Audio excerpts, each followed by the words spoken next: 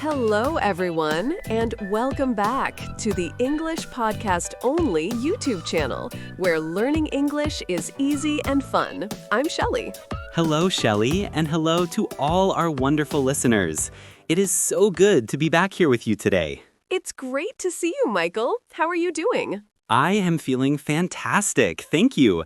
I had a very nice, quiet weekend. How about you? I'm doing great. I am very excited about our topic for today. Oh? Yes, it's a topic that so many English learners ask about. It's a very big feeling. A big feeling. Okay, I am curious. What is it? Today, we are talking about this problem. Slowing down, I can understand English, but I can't speak. Ah, yes, Shelly. That is the number one problem. I hear this from so many people. Me too. They say, I can watch movies, I can listen to podcasts, but when I try to talk, my brain stops. Yes, the words are gone.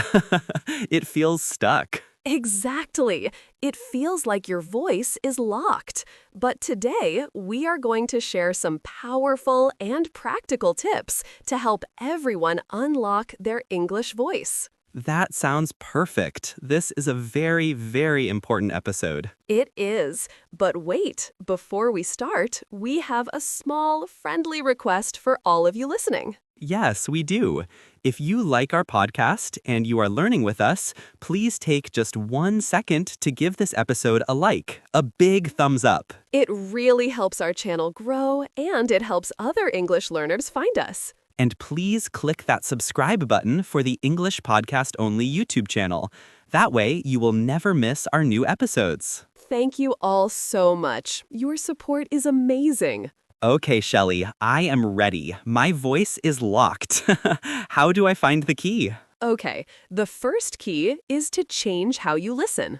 Change how I listen? But I already understand. Isn't that good? Understanding is wonderful. It's step one. But we need to change our listening from passive to active. Passive to active. What does that mean? Explaining clearly, passive listening is when you are doing other things. Maybe you are cleaning or driving, and the English is in the background. You understand, but you are not focused. Ah, yes, I do that a lot. Brightly, active listening is when you listen and you repeat. Oh, so I hear a sentence and I say the sentence. Yes, there is a wonderful technique called shadowing. Shadowing?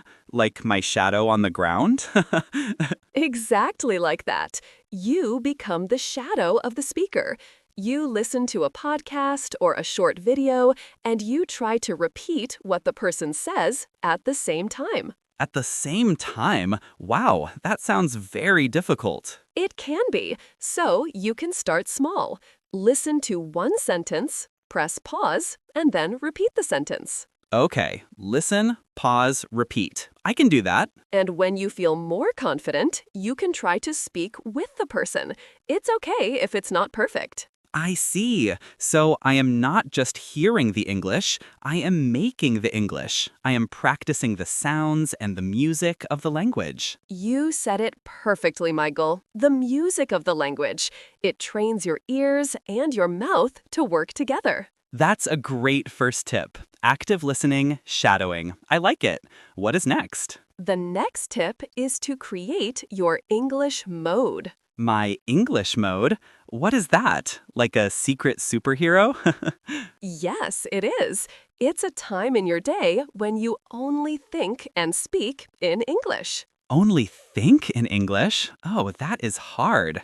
My brain loves my first language. Of course, but you can practice. The best way is to talk to yourself. Talk to myself? Okay, people will think I am a little crazy. You can do it when you are alone. You just narrate your day. Narrate? You mean say what I am doing? Yes. For example, when you are in the kitchen, you say, "Okay, I am making coffee now. I need a cup. Where is the milk? Ah, the milk is in the fridge." Oh, I can do that. In a narrator's voice, I am sitting in a studio. I am talking to Shelly. I am happy. See, you are doing it. Good job.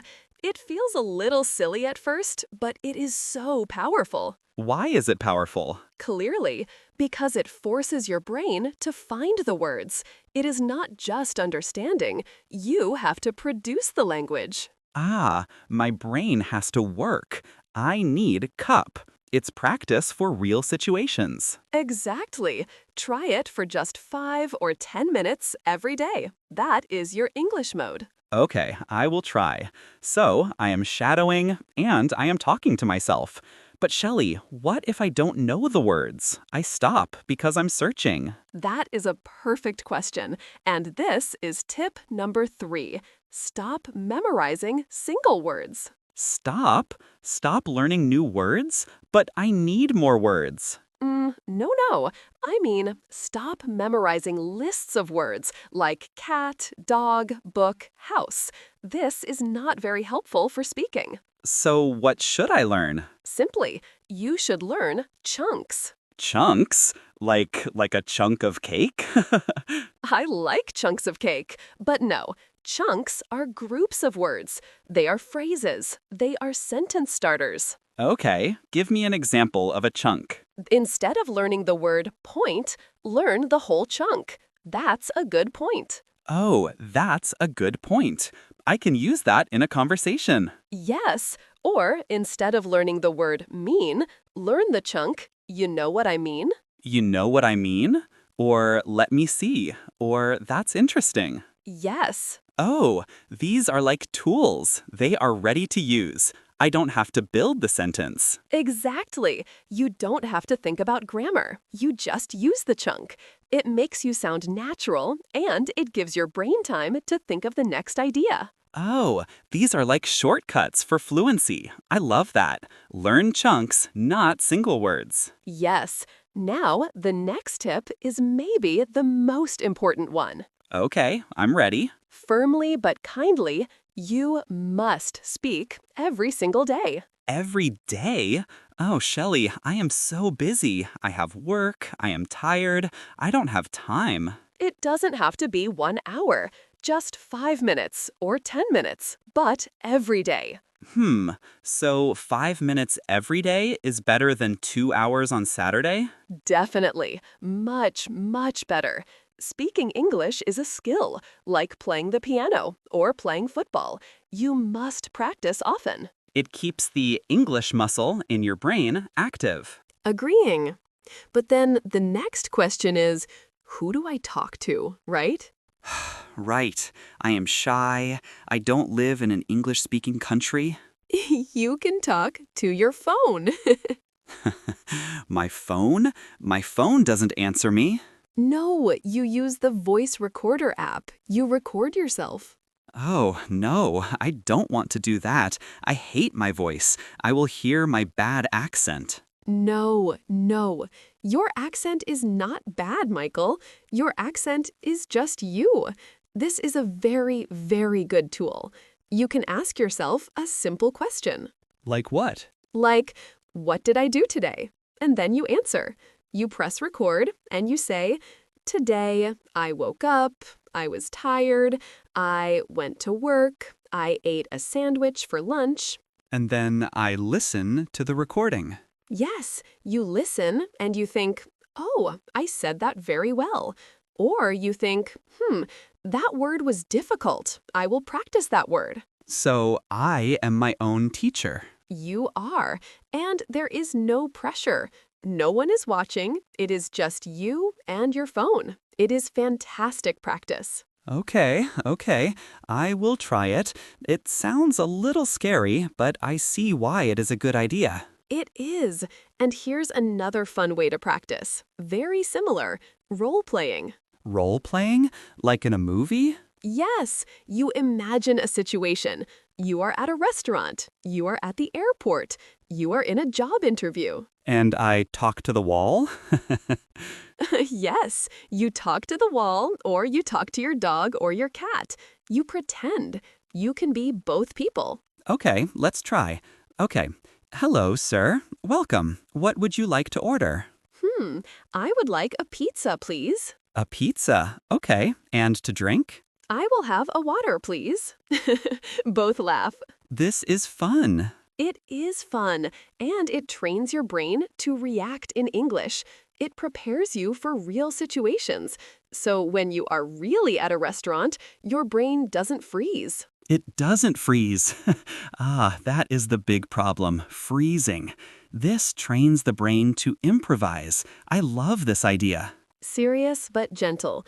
Now we have to talk about the biggest, scariest monster in the room. A monster? Oh no, what is it? Softly, the fear of mistakes. Yes, that is a very big monster.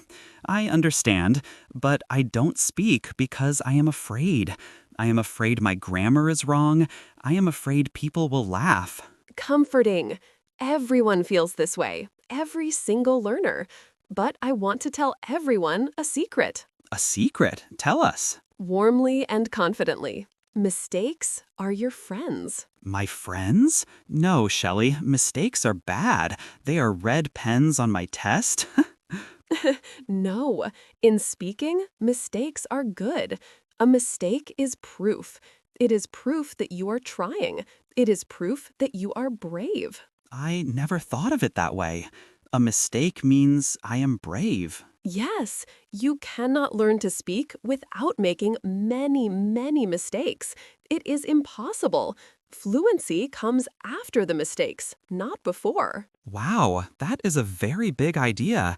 So I should just speak, even if it is not perfect. Yes, the goal is communication, not perfection. Communication, not perfection. I am going to write that down. I love it. Simply, did the other person understand your idea? Yes, then you win. You did a great job. That takes all the stress away. Okay, I will try to be brave and make friends with my mistakes. Please do. And that brings us to our last big tip.